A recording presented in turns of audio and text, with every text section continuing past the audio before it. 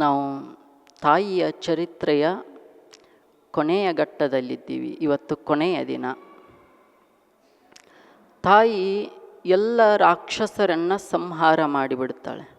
ಅನೇಕ ರಾಕ್ಷಸರು ಈ ಪುರಾಣದಲ್ಲಿ ಉದ್ಭವವಾಗ್ತಾರೆ. ಆ ಎಲ್ಲ ರಾಕ್ಷಸರನ್ನು ತಾಯಿ ಸಂಹಾರ ಮಾಡಿಬಿಡ್ತಾಳೆ. ಮತ್ತು ಹಾಗೆ ನಮ್ಮೆಲ್ಲರ ಒಳಗೂ ಕೆಲವು ರಾಕ್ಷಸಿ ಗುಣಗಳು ಸಹಜವಾಗಿ ಹುಟ್ಟುತ್ತಾ ಇರುತ್ತವೆ. ಅವುಗಳನ್ನು ನೀವುಗಳು ಸಂಹಾರ ಮಾಡಬೇಕು.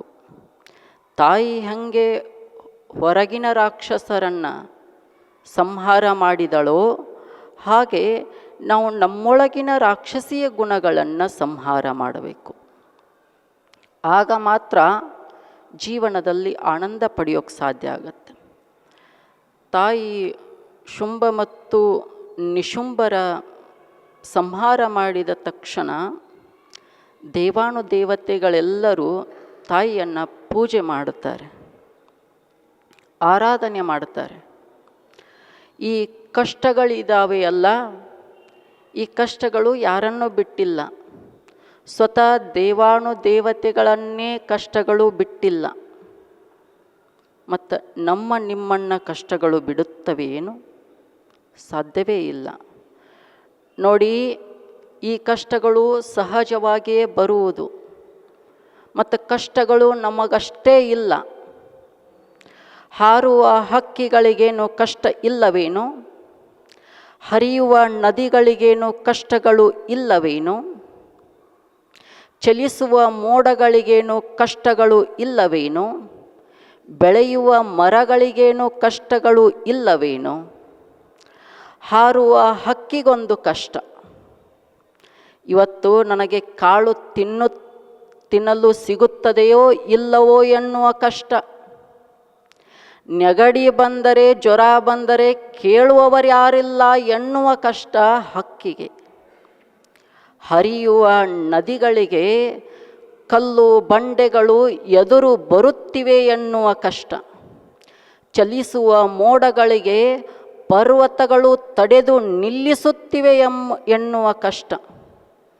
ಬೆಳೆಯುವ ಮರಗಳಿಗೆ ಕೊಡಲಿ ಏಟು ಬೀಳುತ್ತಿವೆ ಎನ್ನುವ ಕಷ್ಟ. ಆದರೆ ಇಷ್ಟೆಲ್ಲ ಕಷ್ಟಗಳು ಇದ್ದರೂ ಎಷ್ಟು ಉತ್ಸಾಹ ಅವರ ಒಳಗೆ. ನೋಡಿ, ಹಾರುವ ಹಕ್ಕಿ ಕಷ್ಟಗಳನ್ನು ಮರೆಯುತ್ತದೆ, ಆನಂದವಾಗಿ ಹಾರುತ್ತದೆ, ಹಾಡುತ್ತದೆ. ಹರಿಯುವ ನದಿ ಅನೇಕ ಪ್ರಾಣಿ ಪಕ್ಷಿಗಳ ದಾಹವನ್ನು ನೀಗಿಸುತ್ತಾ ಆನಂದವಾಗಿ ಸಾಗುತ್ತದೆ ಸಾಗರದತ್ತ.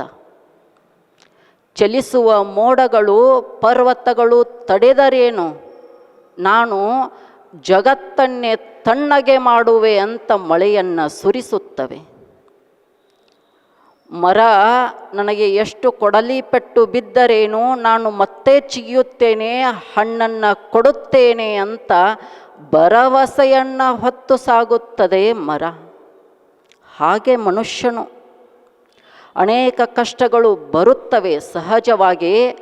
ಆ ಕಷ್ಟಗಳನ್ನು ಮರೆತು ಸಾಧನೆಯತ್ತ ಹೆಜ್ಜೆ ಹಾಕಬೇಕು. ಆವಾಗ ನಮ್ಮ ಬದುಕಿಗೊಂದು ಅರ್ಥ ಬರುತ್ತದೆ.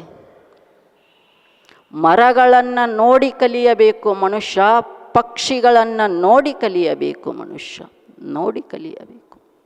ಈಗ ನಾವು ಕಟ್ಟಿದ ಮನೆ ಒಂದು ದಿನ ಬಿದ್ದೇ ಬೀಳುವುದು, ಅದು ಶತಸಿದ್ಧ. ಕಟ್ಟಿದ ಮನೆ ಬೀಳುವುದು. ಮತ್ತು ಮನೆ ಬೀಳುತ್ತತ್ತೆ ಅಂತ ಹೇಳಿ ಕಟ್ಟೋದು ಬಿಡ್ತೀವನ? ಬಿಡೋದಿಲ್ಲ, ಮನೆ ಕಟ್ಟೇ ಕಟ್ಟುತ್ತೇವೆ. ಹಾಗೆ ನಾವು ಕೆಲವು ಬಾರಿ ಅನೇಕರಿಗೆ ಸಹಾಯವನ್ನು ಮಾಡಿರ್ತೀವಿ. ಆ ಸಹಾಯವನ್ನು ಅವರು ಮರೆತು ಬಿಟ್ಟಿರುತ್ತಾರೆ, ನಮ್ಮ ಸಹಾಯವನ್ನು. ಹಾಗೆಂದು ಮಾತ್ರಕ್ಕೆ ನಾ ಮಾಡಿದ ಸಹಾಯ ಜನ ಮರೆಯುತ್ತಿದ್ದಾರೆ ಅಂತ ಅದನ್ನೇ ತಲೆಯಲ್ಲಿ ಇಟ್ಟುಕೊಂಡು ಮತ್ತೊಬ್ಬರಿಗೆ ಸಹಾಯವನ್ನು ಮಾಡದಿದ್ದರೆ ಹೇಗದು? ಮಾಡಬೇಕಲ್ಲ. ಹಾಗೆ ಬದುಕನ್ನು ಕಟ್ಟಿಕೊಳ್ಳಬೇಕು. ಪರರಿಗೆ ಉಪಕಾರವನ್ನು ಬಯಸಿ ಬದುಕನ್ನು ಕಟ್ಟಿಕೊಳ್ಳಬೇಕು. ತಾಯಿ ಮಾಡಿದ್ದು ಏನಿಲ್ಲಿ ಚರಿತ್ರೆಯಲ್ಲಿ? ಎಲ್ಲ ರಾಕ್ಷಸರ ಸಂಹಾರ ಮಾಡಿ ದೇವಾನುದೇವತೆಗಳನ್ನು, ಋಷಿ ಮುನಿಗಳನ್ನು, ಸಾಧು ಸಜ್ಜನರ ರಕ್ಷಣೆಗಾಗಿ ನಿಂತಳು ಅವಳು, ರಕ್ಷಣೆಗಾಗಿ ನಿಂತಳು. ಕೊನೆಗೆ ಹೇಳ್ತಾರೆ, ಸ್ಥಿತಪ್ರಜ್ಞನ ಲಕ್ಷಣಗಳನ್ನು ಹೇಳ್ತಾರೆ. ಮನುಷ್ಯ ಹೆಂಗೆ ಬದುಕಬೇಕು ಅಂತಂದರೆ ಸ್ಥಿತಪ್ರಜ್ಞನಾಗಿ ಬದುಕಬೇಕು.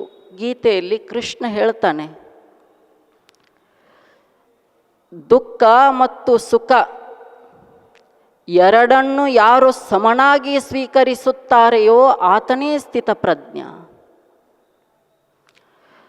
ದುಃಖ ಬಂದಾಗ ಕುಗ್ಗಬಾರದು, ಸುಖ ಬಂದಾಗ ಹಿಗ್ಗಬಾರದು, ಹಾಗೆ ಬದುಕಬೇಕು. ಒಂದು ಬಾರಿ ಒಬ್ಬರು ಒಂದು ದೇಶದ ಅಧ್ಯಕ್ಷರು, ಅವರು ಒಂದು ಪುಟ್ಟ ಹಳ್ಳಿಗೆ ಬಂದಿದ್ದರು. ಪುಟ್ಟ ಹಳ್ಳಿಗೆ ಬಂದಿದ್ದರು. ಅಲ್ಲಿ ಒಂದು ಹಳ್ಳಿಯ ಹೋಟೆಲ್ ಇತ್ತು. ಒಳಗಡೆ ಹೋಗಿ ಕೂತ್ರು. ಮತ್ತು ಅಧ್ಯಕ್ಷರಂದ್ರೆ ಒಬ್ಬರ ಬಂದಿರ್ತಾರಂತ ತಿಳ್ಕೊಂಡಿರೇನ? ಅಧ್ಯಕ್ಷರಂದ್ರೆ ಅವರು ಬಾಡಿ ಗಾರ್ಡ್ಗಳು ಬಂದಿರ್ತಾರೆ, ಸೈನಿಕರು ಬಂದಿರ್ತಾರೆ, ದೊಡ್ಡ ದೊಡ್ಡ ಅಧಿಕಾರಿಗಳು ಅವ್ರ ಜೊತೆಗಿರ್ತಾರೆ. ಹಿಂದೆ 4 ಗಾಡಿ, ಮುಂದೆ 4 ಗಾಡಿ, ನಡು ಇವ್ರ ಗಾಡಿ, ಹಂಗೆ ಬರ್ತಾರೆ ಅಧ್ಯಕ್ಷರು. ಇವರು ಹಂಗೆ ಬಂದಿದ್ರು. ಎಲ್ಲಿ? ಒಂದು ಪುಟ್ಟ ಹಳ್ಳಿಯ ಹೋಟೆಲಿಗೆ ಬಂದು ಒಳಗೆ ಹೋಗಿ ಕೂತರು. ಅಲ್ಲಿ ಕೆಲಸ ಮಾಡೋ ಬಂದ, ಏನು ಕೊಡಲಿ ಸ್ವಾಮಿ ಅಂತ ಕೇಳಿದ. ಅವ್ರು ಹೇಳಿದರು, ಒಂದು ಕಪ್ ಚಹಾ ಕೊಡು ಅಂತ. ಅಧ್ಯಕ್ಷರು, ಆ ದೇಶದ ಅಧ್ಯಕ್ಷರು. ಅದ ಟೇಬಲ್ದಾಗ ಮುಂದೆ ಒಬ್ಬ ಕೂತಿದ್ದ, ಇವರು ಕೂತ ಟೇಬಲ್ದಾಗ ಮುಂದೆ ಒಬ್ಬ ಕೂತಿದ್ದ. ಅವನ ಕಾಲು ತರ ಅಂತ ನಡಗಾಕತ್ತಿದ್ದು. ಬೆವರು ಬಿಟ್ಟಿತ್ತು, ಚಳಿಗಾಲದಾಗ ಬೆವರು ಬಿಟ್ಟಿತ್ತು ಅವಂಗ. ಯಾಕೆ? ಮುಂದೆ ಅಧ್ಯಕ್ಷರು ಕುಂತಾರ, ದೊಡ್ಡವ್ರು ಕುಂತಾರ. ಬೆವರು ಬಿಡಂತೆ ಭಾಳ ಭಯ ಆಯ್ತು. ಇವ್ರ ಮುಂದೆ ಹೆಂಗೆ ಕೊಂಡಿರೋದು, ಸುತ್ತಲೂ ಸೈನಿಕರು ನಿಂತಾರು ಅಂಥೇಳಿ ಎದ್ದ ಮಗ್ಗಲ ಟೇಬಲ್ಗೆ ಹೋದವ. ಆ ಟೇಬಲ್ ಬಿಟ್ಟು ಅವ್ರ ಟೇಬಲು ಮಗ್ಗಲ ಟೇಬಲ್ಗೆ ಹೋದ. ಮತ್ತು ಇವ್ರು ಅಟ್ಟಕ್ಕೆ ಬಿಟ್ಟರನ ಇಲ್ಲ, ಇವರು ಎದ್ರು. ಅವ ಎಲ್ಲಿ ಕೂತಿದ್ದಲ್ಲ ಅವನು ಎದುರಿಗೆ ಹೋಗಿ ಮತ್ತೆ ಇವ್ರು ಕೂತ್ರು. ಇವ್ರೇನು ನನಗೆ ಅಂಜಿಕೆ ಹಾಕಾಕ ಬಂದಾರಂತ ಮತ್ತೆ ತರ ನಡಗಿ ಎದ್ದು ಓಡಾಕತ್ತಿಬಿಟ್ಟವ. ಹೋಟೆಲ್ಲು ಬೇಡ, ಚಾನು ಬೇಡ ಅಂತ ಎದ್ದು ಓಡಾಕತ್ತಿದ. ಇವರು ಚಹಾ ಕುಡಿದ್ರು. ಚಹಾ ಕುಡಿದು ಹೊರಗೆ ಬಂದರು ಆ ದೇಶದ ಅಧ್ಯಕ್ಷರು. ಆವಾಗ ಮಗ್ಗಲಿಂತ ಒಬ್ಬ ಸೈನಿಕ ಕೇಳ್ತಾನೆ, ಅಧ್ಯಕ್ಷರೇ, ಈ ದೇಶದಲ್ಲಿ ನಿಮಗೆ ಜನ ಎಷ್ಟು ಗೌರವವನ್ನು ಕೊಡುತ್ತಾರೆ, ನೀವಂದರೆ ಎಷ್ಟು ಭಯಪಡುತ್ತಾರೆ ಈ ಜನ. ನೋಡಿ, ಆ ವ್ಯಕ್ತಿ ನಿಮ್ಮ ಎದುರು ಕುಳಿತುಕೊಳ್ಳಲು ಭಯಭೀತನಾದ, ಎಷ್ಟು ಅವನ ಮುಖದಲ್ಲಿ ಗಾಬರಿ ಅಂತ ಆ ಸೈನಿಕ ಅಧ್ಯಕ್ಷರನ್ನು ಕೇಳ್ತಾನೆ. ಆಗ ಅಧ್ಯಕ್ಷರು ಒಂದು ಮಾತು ಹೇಳ್ತಾರೆ, ಅವ ನಾ ದೇಶದ ಅಧ್ಯಕ್ಷ ಬಂದನಂತ ನನ್ನ ನೋಡಿ ಭಯ ಪಟ್ಟಿಲ್ಲವ. ಈ ದೇಶದ ದೊಡ್ಡ ಅಧ್ಯಕ್ಷರು ನನ್ನ ಮುಂದೆ ಬಂದು ಕೂತಾರ, ಅದಕ್ಕೆ ಅಂಜಾಕತಾನಂತ ನೀವು ಏನಾರ ತಿಳ್ಕೊಂಡಿರೇಣ? ಅಲ್ಲ, ನಾನು ಹಿಂದೆ 30 ವರ್ಷ ಹೋರಾಟದ ಜೀವನದಲ್ಲಿ ಸೆರೆಮನೆ ವಾಸ ಅನುಭವಿಸಿದ್ದೆ. ಸೆರೆಮನೆ ವಾಸ ಅನುಭವಿಸಿದಾಗ ನಾನು ಜೈಲಿನಲ್ಲಿ ಇರುವಾಗ ಆ ಜೈಲಿನ ವಾರ್ಡನ್ ಇವನೇ ಆಗಿದ್ದ. ಯಾರು ನಾನು ಮುಂದೆ ಕೂತಿದ್ದಲ್ಲ ಅವನೇ ಜೈಲಿನ ವಾರ್ಡನ್ ಆಗಿದ್ದ. ಒಂದು ದಿನ ನನಗೆ ನೀರು ಬೇಕು, ದಾಹ ಆಗತ್ತಾ ಇದೆ, ಒಂದಿಷ್ಟು ಸ್ವಾಮಿ ನೀರು ಕೊಡಿ ಅಂತ ಪರಿಯಾಗಿ ಕೇಳಿಕೊಂಡೆ. ಇವನನ್ನೇ ಕೇಳಿಕೊಂಡೆ. ಇವ ಅವತ್ತು ಏನು ಮಾಡಿದ ಅಂತಂದರೆ, ನನಗೆ ನೀರು ಕೊಡಲಿಲ್ಲ, ನಿನಗೆ ನೀರು ಬೇಕಾ ಅಂತ ಕುಡಿ ಅಂತ ನನ್ನ ಮೇಲೆ ಮೂತ್ರ ಮಾಡಿದ ಇವನು. ಅದಕ್ಕೆ ಇನ್ನೇನಾರು ಮಾಡ್ತಾರಂಥೇಳಿ ಭಯಭೀತಗೊಂಡು ಅಂಜಿ ಓಡಿ ಹೋದ ಅಂತ ಅಧ್ಯಕ್ಷರು ಹೇಳಿದರು. ಮಗ್ಗಲು ಕೂತಾವ ಸೈನಿಕ ಹೇಳಿದ, ಮಗ್ಗಲು ನಿಂತಾವ. ಅಲ್ರಿ ಅಧ್ಯಕ್ಷರ, ನಿಮಗೆ ಇಷ್ಟು ಕಷ್ಟ ಕೊಟ್ಟಾನ, ಒಂದು ಹನಿ ನೀರು ಕೊಟ್ಟಿಲ್ಲ, ಮತ್ತು ನಿಮಗೆ ಮೂತ್ರ ಮಾಡ್ಯಾನ ನಿಮ್ಮ ಮ್ಯಾಲ.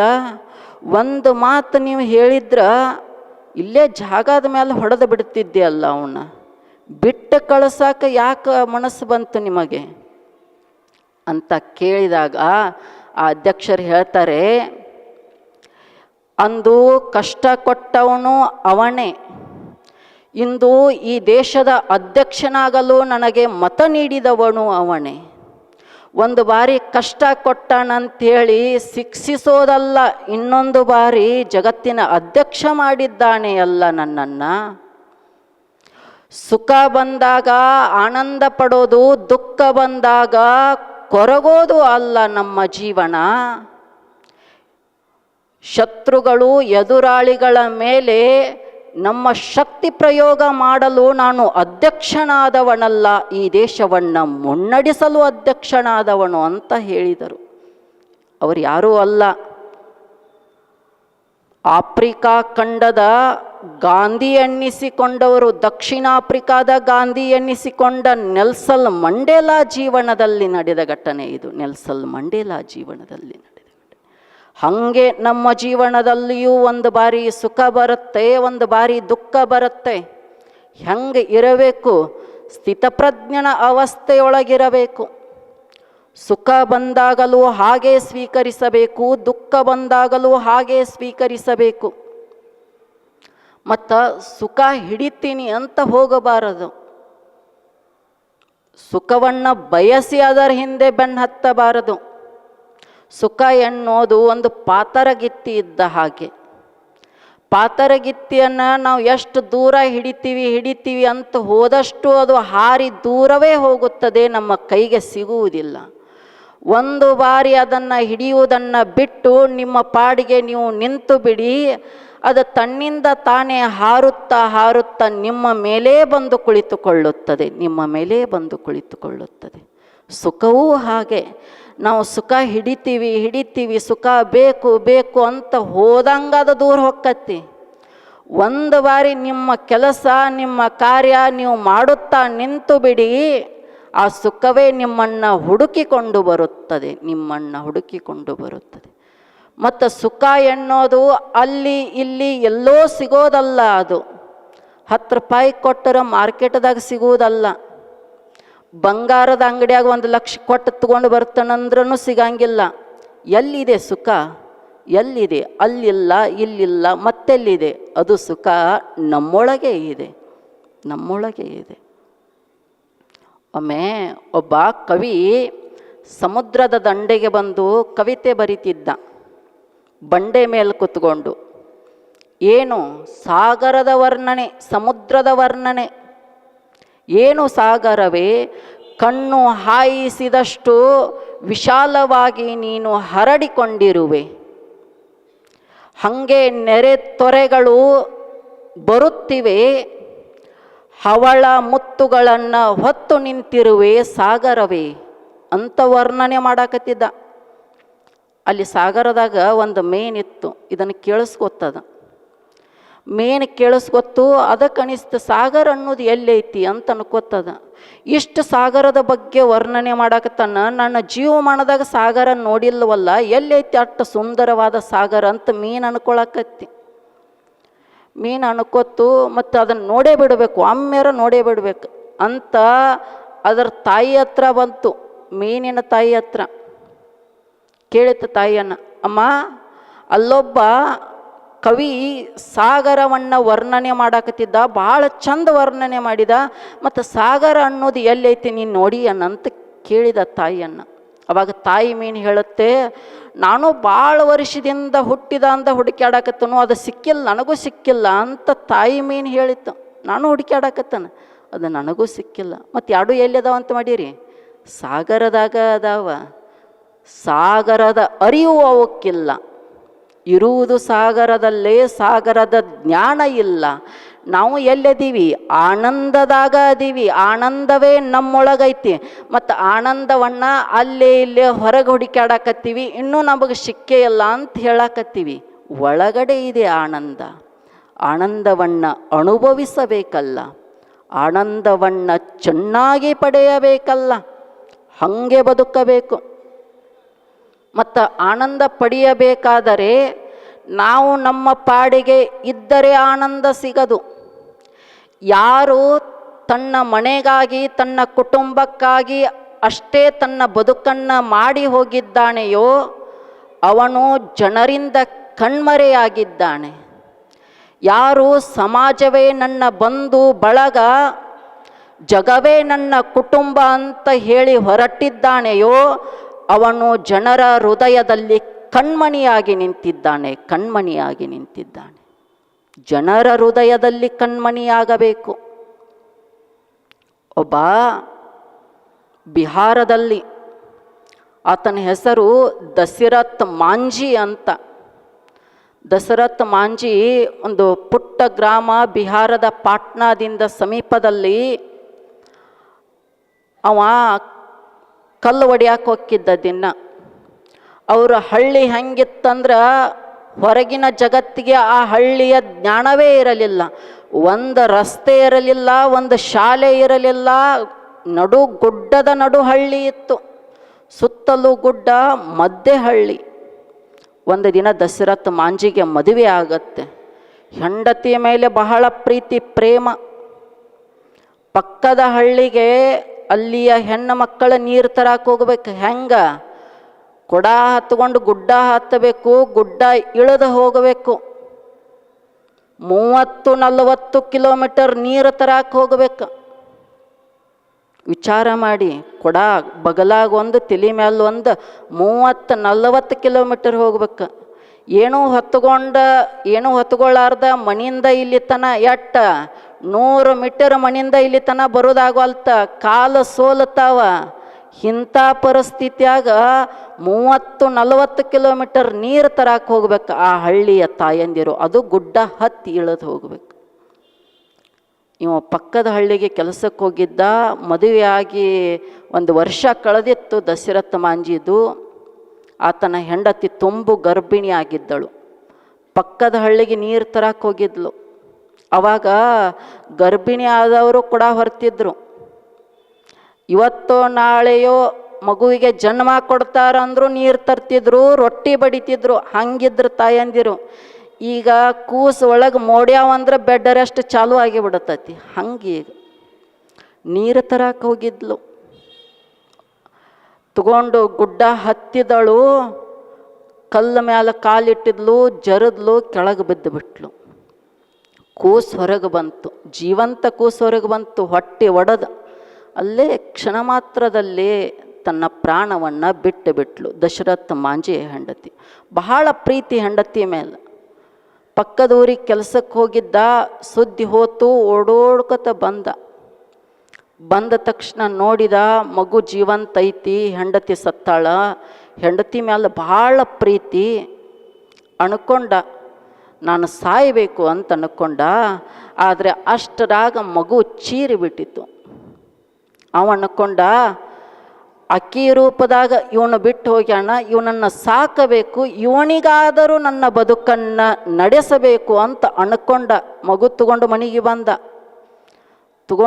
ಮಗುವನ್ನು ಬೆಳೆಸಾಕತ್ತಿದ. ಮನೆ ಮುಂದೆ ಕೂತು ವಿಚಾರ ಮಾಡಿದ, ಅಲ್ಲ ನನ್ನ ಊರಿನ ತಾಯಂದಿರು ಎಷ್ಟು ಕಷ್ಟಪಡ್ತಾರ, ಗುಡ್ಡ ಹತ್ತಾರ, ಗುಡ್ಡ ಇಳಿತಾರ, ಒಂದು ರೋಡ್ ನಮ್ಮ ಊರಿಗಿಲ್ಲ, ದಿನ ಎಷ್ಟು ಕಷ್ಟಪಡ್ತಾರ ಅವರು. ಏನಾದರೂ ಮಾಡಬೇಕಲ್ಲ, ಒಂದು ರಸ್ತೆಯನ್ನು ಮಾಡಬೇಕಲ್ಲ ಅಂತ ಅನ್ಕೊಂಡ ನಡ್ಕೋತ ಎಲ್ಲಿಗೆ ಹೋದ? ಡೆಲ್ಲಿಗೆ ಬಂದ, ಪಾರ್ಲಿಮೆಂಟಿಗೆ. ಆವಾಗ ಭಾರತಕ್ಕೆ ಸ್ವತಂತ್ರ ಸಿಕ್ಕಿತ್ತು. ಅನೇಕ ರಾಜಕಾರಣಿಗಳ ಬಳಿಗೆ ಹೋದ. ಒಂದು ರಸ್ತೆ ಮಾಡಿ, ನಮ್ಮದೊಂದು ಹಿಂಗೆ ಹಳ್ಳಿ ಐತಿ, ರೋಡ ಇಲ್ಲ ಅಂತೇಳಿದ. ಅವ್ರು ಅಂದರು, ಈಗ ಸ್ವತಂತ್ರ ಸಿಕ್ಕತ್ತಿ, ಖಜಾನೆದಾಗ ರೊಕ್ಕೂ ಇಲ್ಲ, ಮುಂದೆ ಮಾಡೋಣ ತಗೋ ಅಂತಂದರು. ಬಂದ, ಸುಮ್ಮನೆ ಬರಲಿಲ್ಲ, ತಲೆಯಾಗ ಒಂದು ಇಟ್ಕೊಂಡು ಬಂದ, ಮಾಡೇ ತೀರಬೇಕು ರಸ್ತೆಯನ್ನು ಅಂತ ಇಟ್ಕೊಂಡು ಬಂದು ಮನೆ ಮುಂದೆ ಕೂತ್ಕೊಂಡ. ಗುದ್ಲಿ ಸನಕ್ಕೆ ಎತ್ಕೊಂಡು ವಿಚಾರ ಮಾಡಿ ಹೊಂಟ. ಎಲ್ಲಿ? ಗುಡ್ಡ ಹಡ್ಡಕ್ಕೆ ರೋಡ್ ಮಾಡಬೇಕು, ಗುಡ್ಡ ಹಡ್ಡಿ ಅಂತ ಹೊಂಟ. ಹಡ್ಡಿದ ಗುಡ್ಡ. ಊರು ಜನ ಎಲ್ಲ ಹೇಳ್ತಿದ್ರು, ತಲೆ ಕೆಟ್ಟತ್ತಿದ್ದ ದಶರಥ ಮಾಂಜಿದು. ಹೆಂಡತಿ ಸಾಯಂತೆ ಒಂದಿಷ್ಟು ಅರಿವಿಲ್ಲ ಅವಂಗ, ತಲೆ ಕೆಟ್ಟು ಬಿಟ್ಟಿದೆ. ಗುಡ್ಡ ಹಡ್ಡಿ ರೋಡ್ ಮಾಡೋದೇನು ಸಾಮಾನ್ಯದ ಮಾತೇನು ಅಂತ ಎಲ್ಲರೂ ಟೀಕಾ ಮಾಡಾಕತ್ತಿದ್ರು. ಒಬ್ಬರು ಇಬ್ಬರು ಒಳ್ಳೆ ಕೆಲಸ ಮಾಡಾಕತ್ತಿದೀವ ಅಂತಂದ್ರೆ ಎಲ್ಲರೂ ಬೇಯವ್ರು ಇದ್ದೇ ಇರ್ತಾರೆ. ಕೆಟ್ಟದು ಮಾಡಿ 4 ಜನ ಜೊತೆಗೆ ನಿಂತು ಬಿಡ್ತಾರೆ. ಅದ ಒಳ್ಳೇದು ಮಾಡಾಕತ್ತಿದ್ದೀವಿ ಅಂತ ಆಗಂಗಿಲ್ಲ. ಮತ್ತು ಯಾರಿಗಾಗಿ ಮಾಡಾಕತ್ತಾನ? ಊರ ಜನರಿಗಾಗಿ ಮಾಡಾಕತ್ತಾನ. ಆದರೂ ತಲೆ ಕೆಟ್ಟತ್ತಿ ದಶರಥ ಮಾಂಜಿದು ಅಂತಂದರು. ತಲೆಗೆ ಹಚ್ಕೊಳ್ಳಿಲ್ಲ ಆ ಮಾತನ್ನು. ಹಡ್ಡಿದ ಗುಡ್ಡ ಹಡ್ಡಿದ. ಎಷ್ಟು ವರ್ಷ? 22 ವರ್ಷ ಗುಡ್ಡ ಹಡ್ಡಿದ. ಒಂದು ದಿನ ರಸ್ತೆ ಮಾಡಿಬಿಟ್ಟ. ಏನದು ಛಲ, ಏನದು ಛಲ. ರಸ್ತೆ ಮಾಡಿಬಿಟ್ಟ. ಎಷ್ಟು? 30-35 ಕಿಲೋಮೀಟರ್ ಹೋಗುವ ರಸ್ತೆ ಕೇವಲ 5 ಕಿಲೋಮೀಟರ್ ಹೋದ್ರೆ ತಾಯಿಗಳ ನೀರು ತರಬಹುದಾಗಿತ್ತು. ಗುಡ್ಡ ಹತ್ತುವುದಿಲ್ಲ, ಇಳಿಯುವುದಿಲ್ಲ, ಹಂಗೆ ರಸ್ತೆ ಮಾಡಿಬಿಟ್ಟ. ಅವನನ್ನು ಭಾರತದ ಮೌಂಟೇನ್ ಮ್ಯಾನ್ ಅಂತ ಭಾರತ ದೇಶದ ಸರ್ಕಾರ ಕರೆದು ಪದ್ಮಶ್ರೀ ಪ್ರಶಸ್ತಿ ಕೊಟ್ಟುಬಿಟ್ಟಿತು. ಯಾರಿಗೆ ನಿನ್ನ ಹಳ್ಳಿಗೆ ರಸ್ತೆ ಮಾಡೋದಾಗಂಗಿಲ್ಲ, ಸುಮ್ಮ ಊರಿಗೆ ಹೋಗಿಬಿಡ ಅಂದಿದ್ದರಲ್ಲ, ಅದೇ ರಾಜಕಾರಣಿಗಳು ಪಾರ್ಲಿಮೆಂಟ್ಗೆ ಕರೆದ ಪದ್ಮಶ್ರೀ ಪ್ರಶಸ್ತಿ ಕೊಟ್ಟು ಬಿಟ್ಟರು. ಪದ್ಮಶ್ರೀ ಪ್ರಶಸ್ತಿ ಕೊಟ್ಟು ಬಿಟ್ಟರು. ಹಾಗೆ ಮನುಷ್ಯನ ಜೀವನ.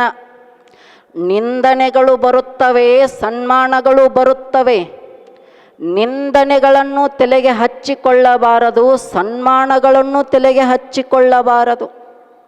ಹಾಗೆ ಬದುಕಬೇಕು. ಮನುಷ್ಯನಾದವನು ಹಾಗೆ ಬದುಕಬೇಕು. ಈ ಜೀವನ ಬಹುಶ್ರೇಷ್ಠವಾದ ಜೀವನ. ಇದಕ್ಕಿಂತ ಶ್ರೇಷ್ಠವಾದದ್ದು ಮತ್ತೊಂದು ಜೀವನ ಇಲ್ಲ, ಮತ್ತೊಂದು ಜೀವನ ಇಲ್ಲ. ಮತ್ತು ಯಾವುದೂ ಅತಿಯಾಗಬಾರದು ಜೀವನದಲ್ಲಿ. ಪ್ರೀತಿಯೂ ಅತಿಯಾಗಬಾರದು, ದ್ವೇಷವೂ ಅತಿಯಾಗಬಾರದು. ನಾವು ಯಾರನ್ನಾದರೂ ಅತಿಯಾಗಿ ಪ್ರೀತಿಸಿದರೆ ಅವರಿಂದಲೇ ಒಮ್ಮೆ ಆಘಾತದ ವಿಷಯಗಳು ನಮಗೆ ತಾಗುತ್ತವೆ. ಮತ್ತು ಯಾರನ್ನಾದರೂ ನಾವು ಅತಿಯಾಗಿ ದ್ವೇಷಿಸಿದರೆ ಆ ದ್ವೇಷವೇ ನಮ್ಮನ್ನೇ ಸುಟ್ಟು ಬಿಡುತ್ತದೆ. ಅದಕ್ಕಾಗಿ ಸಮಭಾವದಲ್ಲಿ ಹೋಗಬೇಕು, ಸಮತ್ವವನ್ನು ಸ್ವೀಕರಿಸಿ ಮುನ್ನಡೆಯಬೇಕು.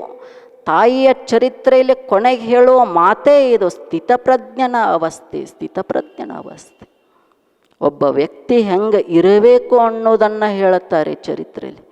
ಹೆಂಗಿದ್ದರು ಯೋಗಿಗಳು, ಹೆಂಗಿದ್ದರು ತ್ಯಾಗಿಗಳು, ಹೆಂಗಿದ್ದರು ಜಗದ್ಗುರು ಶಂಕರಲಿಂಗ ಶಿವಾಚಾರ್ಯರು. ಒಂದು ದಿನ ಸುಖವನ್ನು ಮೈಗೆ ಅಂಟಿಸಿಕೊಳ್ಳಲಿಲ್ಲ, ದುಃಖವನ್ನು ಮೈಗೆ ಅಂಟಿಸಿಕೊಳ್ಳಲಿಲ್ಲ. ಯಾರು ಕಷ್ಟ ಕೊಟ್ಟರೂ ಹಚ್ಕೊಳ್ಳಿಲ್ಲ, ಯಾರು ಸುಖ ಕೊಟ್ಟರೂ ಹಚ್ಕೊಳ್ಳಿಲ್ಲ. ಹಾಗೆ ಬದುಕಿ ಹೋದರು, ಹಾಗೆ ಬದುಕಿ ಹೋದರು. ಇದ್ದರು ಯೋಗಿಗಳು, ತ್ಯಾಗಿಗಳು. ನಾವು ಬದುಕುವುದನ್ನು ಕಲಿಯಬೇಕಲ್ಲ. ಹಾಗೆ ಒಮ್ಮೆ ರಾಮಕೃಷ್ಣ ಪರಮಹಂಸರಿಗೆ ಗಂಟಲ ಕ್ಯಾನ್ಸರ್ ಆಗಿತ್ತು.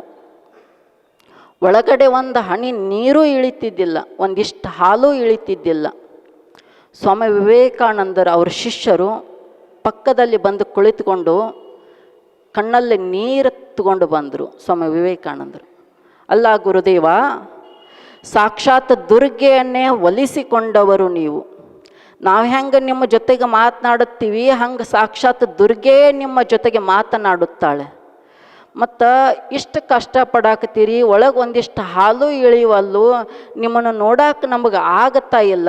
ಒಂದಿಷ್ಟು ತಾಯಿ ಬಳಿ ಕೇಳಿಬಿಡಿಯಲ್ಲ, ಉಣ್ಣಾಕ ಒಂದಿಷ್ಟು ಹಾಲು ಕುಡಿಯಾಕ ಅವಕಾಶ ಮಾಡಿಕೊಡಿ ಅಂತ ತಾಯಿಯನ್ನು ಕೇಳಿಬಿಡಿಯಲ್ಲ ಅಂತ ವಿವೇಕಾನಂದರು ಪರಮಹಂಸರನ್ನು ಕೇಳ್ತಾರೆ.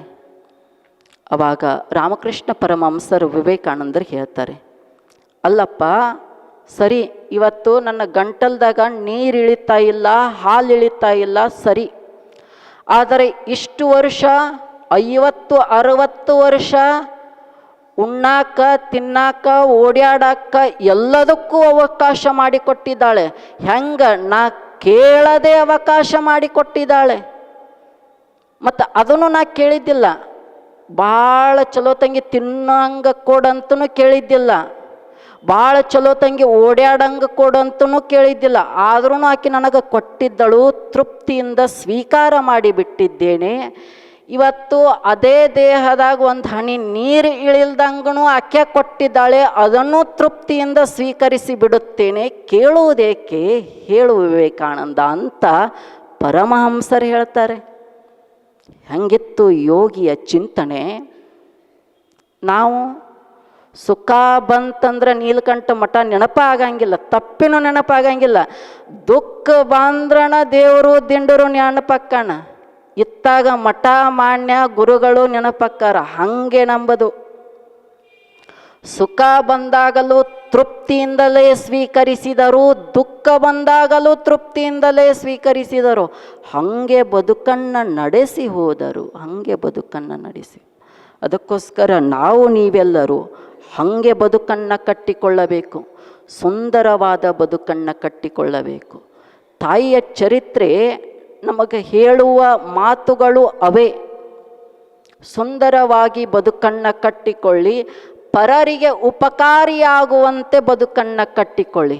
ಇತರರಿಗೆ ಒಂದಿಷ್ಟು ಹಿಡಿಸಬೇಕು, ನಿಮ್ಮಿಂದ ಅವರಿಗೇನಾದರೂ ಸಹಾಯವಾಗಬೇಕು. ಹಾಗೆ ಬದುಕನ್ನು ಕಟ್ಟಿಕೊಳ್ಳಿ. ಜೀವನದಲ್ಲಿ ತ್ಯಾಗ ಅನ್ನೋದು ಒಂದಿಷ್ಟು ಇರಬೇಕು. ಬರೀ ಭೋಗವೇ ಆದರೆ ಹೇಗದು ಜೀವನ? ತ್ಯಾಗವೂ ಬೇಕಲ್ಲ. ಸಾಮಾನ್ಯ ಏನು ಈ ದೇಶ, ತ್ಯಾಗಿಗಳು ಊರಿಂದ ಊರಿಗೆ, ಓಣಿಯಿಂದ ಓಣಿಗೆ ಹುಟ್ಟಿದ ನಾಡಿದು. ಅಂಥ ನಾಡಿನಲ್ಲಿ ನಾವು ನೀವು ಹುಟ್ಟಿದ್ದೀವಿ ಅಂತಂದರೆ ನಮ್ಮೊಳಗೂ ತ್ಯಾಗದ ಗುಣ ಒಂದಿಷ್ಟು ಇರಬೇಕಲ್ಲ. ಒಮ್ಮೆ ತುಕಾರಾಮರು ಸ್ನಾನಕ್ಕೆ ಹೋಗಿದ್ರು, ನದಿಯ ಸ್ನಾನಕ್ಕೆ. ನದಿಯ ಸ್ನಾನಕ್ಕೆ ಹೋದಾಗ ಸ್ನಾನ ಮುಗಿಸ್ಕೊಂಡು ಮೇಲೆ ಎದ್ದು ಬರಾಕತ್ತಿದ್ರು. ಅಲ್ಲೊಬ್ಬಳು ತಾಯಿ ಓಡೋಡ್ಕೋತ ಬರಾಕತ್ತಿದ್ಲು. ಇವ್ರು ನೋಡಿದ್ರು, ಇನ್ನೇನಾಕಿ ನದಿಗೆ ಹಾರ್ತಾಳ ಅನ್ನುವಷ್ಟರಲ್ಲಿ ಕೈ ಹಿಡಿದು ಬಿಟ್ಟರು. ಯಾರದು? ಆ ಹೆಣ್ಮಗಳದ್ದು ಕೈ ಹಿಡಿದ್ರು. ಸಂತ ತುಕಾರಾಮರು ಸ್ನಾನ ಮಾಡಿ ಬಂದು ಬಟ್ಟೆ ಹಾಕೊಳಕತ್ತಿದ್ರು, ಹೋಗಿ ಕೈ ಹಿಡಿದು ಬಿಟ್ಟರು. ಅವಾಗ ಆಕಿನ ಕೇಳ್ತಾರ, ಯಾಕೆ ತಾಯಿ ನದಿಗೆ ಹಾರಾಕೊಂಟೀಯ, ಏನಾಗೈತಿ ಅಂತ. ಅವಳು ಹೇಳ್ತಾಳ, ಇಲ್ಲರಿ ಸ್ವಾಮಿಗಳ, ನನ್ನ ಕೈ ಬಿಟ್ಟು ಬಿಡ್ರಿ, ನಾ ಇವತ್ತು ಸಾಯಬೇಕು, ನಿರ್ಧಾರ ಮಾಡಿಬಿಟ್ಟಿನಿ ಸಾಯ್ಬೇಕಂತ. ಬಿಟ್ಟು ಬಿಡಿ ನನ್ನ ಕೈ. ಏನಾಗೈತಿ ಹೇಳಿ ಸಾಯಕತ್ತೆ. ಏನಾಗೈತಾರ ಮೊದಲು ಹೇಳು ಅಂತ. ನೀವು ಕೇಳುವಂಥದ್ದು ವಿಷಯ ಅಲ್ಲ, ಯೋಗಿಗಳು ಕೇಳುವಂಥ ವಿಷಯವಲ್ಲ. ನಾ ಭಾಳ ಘೋರ ಅಪರಾಧ ಮಾಡೀನಿ, ಅದಕ್ಕೆ ಸಾಯಬೇಕು ಅಂತ ಅನ್ನಿಸಿಬಿಟ್ಟಿದೆ. ನನ್ನ ತಪ್ಪಿಗೆ ಕ್ಷಮೆ ಅನ್ನೋದೇ ಇಲ್ಲ, ಅದಕ್ಕೋಸ್ಕರ ಹೊಂಟಿದ್ದೀನಿ, ಬಿಟ್ಟು ಬಿಡಿ.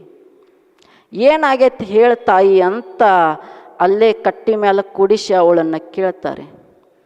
ಅವಾಗ ಹೆಂಗೆ ಹೇಳಲಿ ನಿಮ್ಮ ಮುಂದೆ? ನಾನು ಮಾಡಿದ ಅನಾಚಾರದ ಕಾರ್ಯ ಯೋಗಿಗಳ ಮುಂದೆ ಹೆಂಗೆ ಹೇಳಬೇಕು?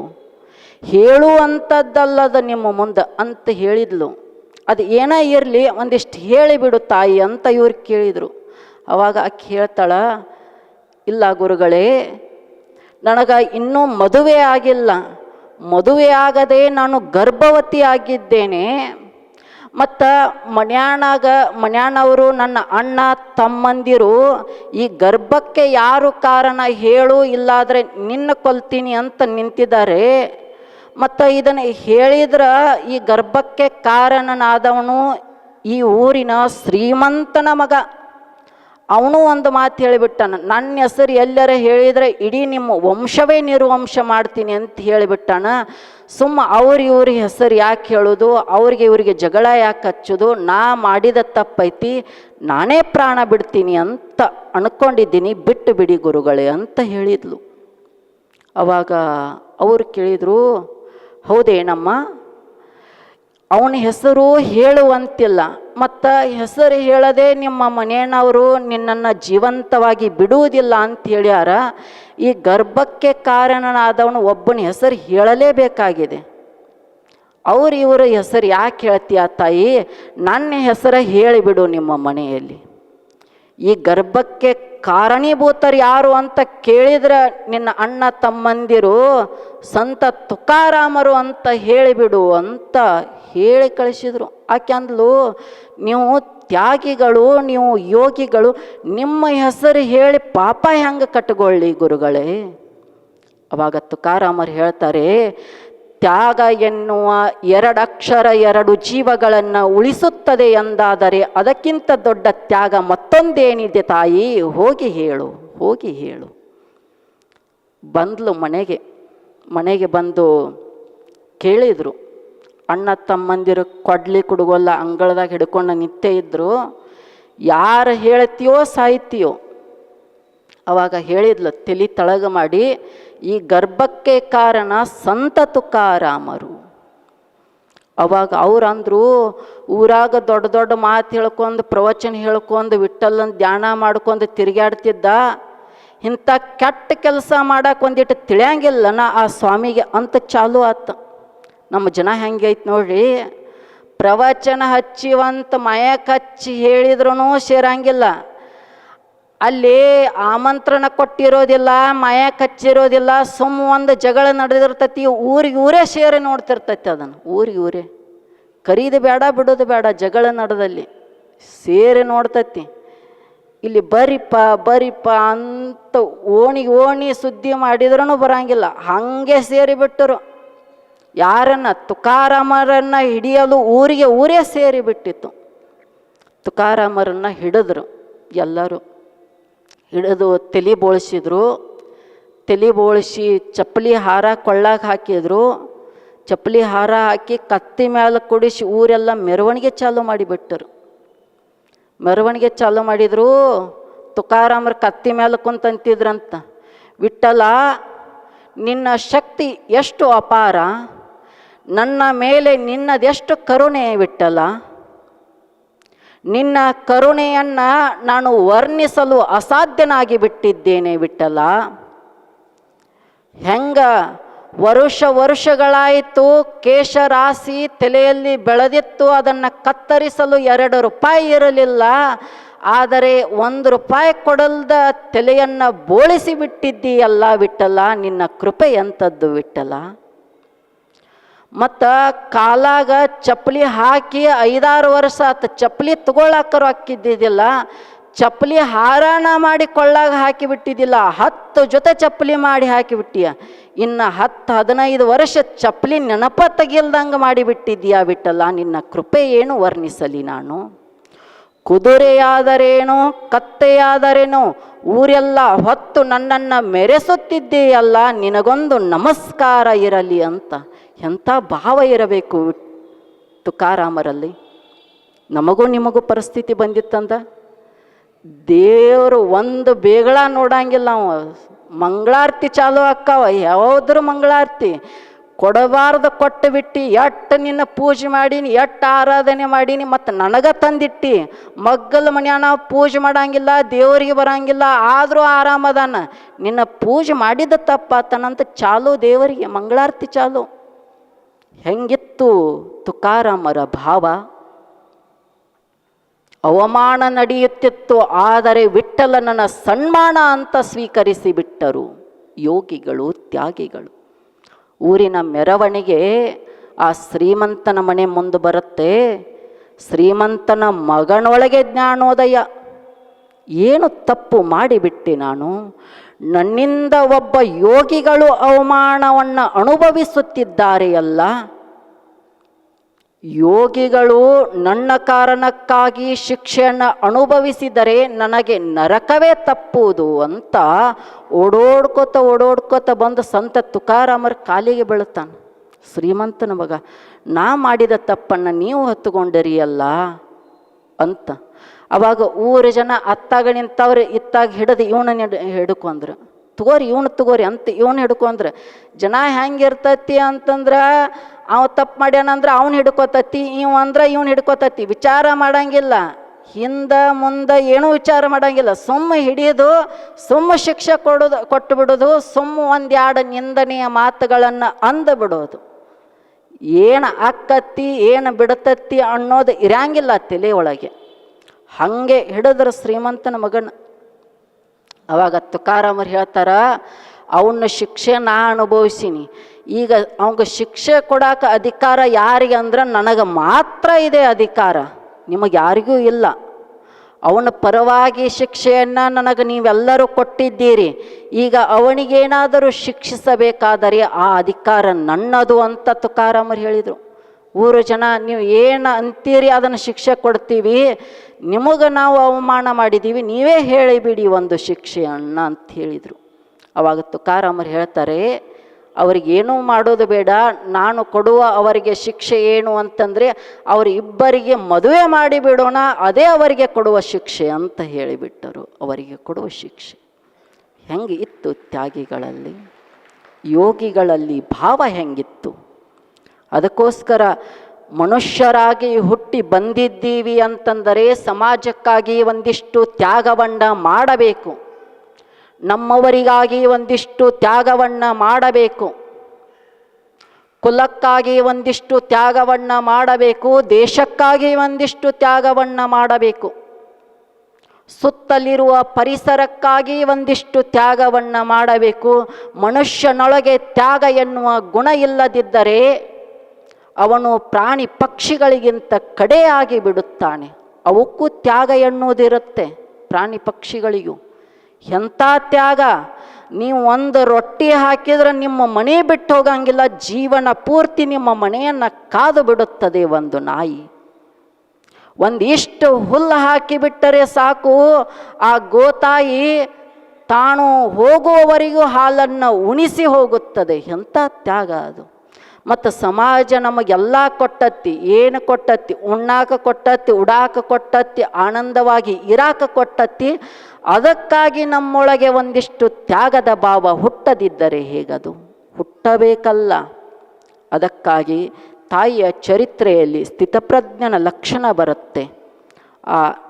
ನೀವೆಲ್ಲರೂ ಸ್ಥಿತಪ್ರಜ್ಞನ ಲಕ್ಷಣವನ್ನು ಅಳವಡಿಸಿಕೊಂಡು ನಮ್ಮ ಈ ಸುಂದರವಾದ ಬದುಕನ್ನು, ಜೀವನವನ್ನು ಸುಂದರಗೊಳಿಸೋಣ, ಆನಂದಗೊಳಿಸೋಣ.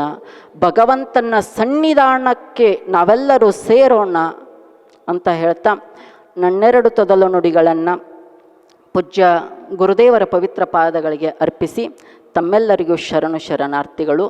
10 ದಿನ ಇವತ್ತಿಗೆ 10